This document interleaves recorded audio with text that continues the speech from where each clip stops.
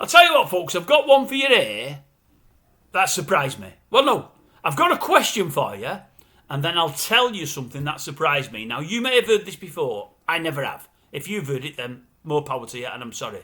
But I've never heard this before. I was fascinated when I heard this. But I've got a question first.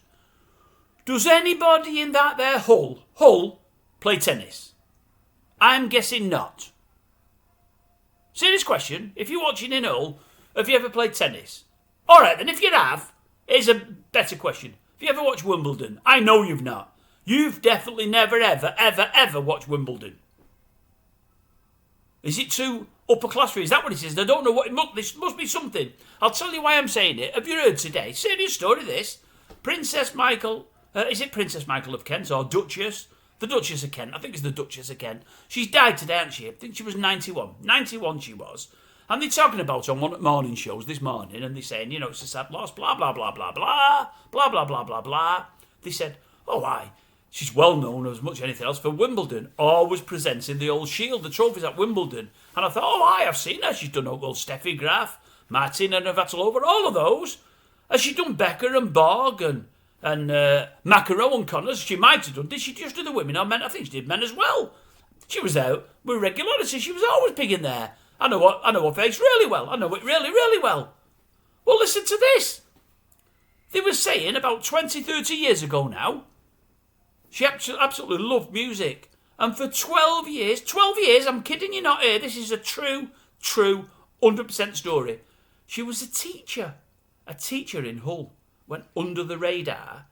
Nobody knew who she was other than the headmistress. She called herself Mrs. Kent. Because she was Duchess of Kent, you see, Mrs. Kent. But she never let it out to anybody that she was royalty. And nobody knew. Every pigging year, every 12 years, she's presenting pigging trophies there. She is. And Bonds on telly and whatever else. Mush on telly, all of it.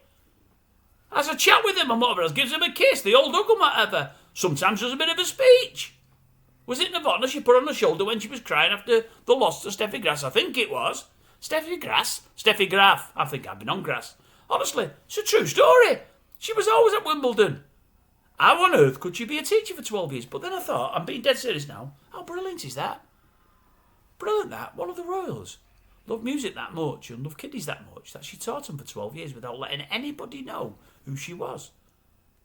They don't have to do anything like that. I think it's just fantastic. Absolutely fantastic. What a story. I believe she let that out 20 years ago, that story. I'd never heard it before. I thought it was brilliant. And while we're on royalty, now I like her. I'm going to tell you something now. It'll make me unpopular. I like this lady. Old Kate Middleton. Old Kate. I love her. I've said it on here before. Time and time again. If I've got a favourite royal, it's Kate by a million miles. I like her.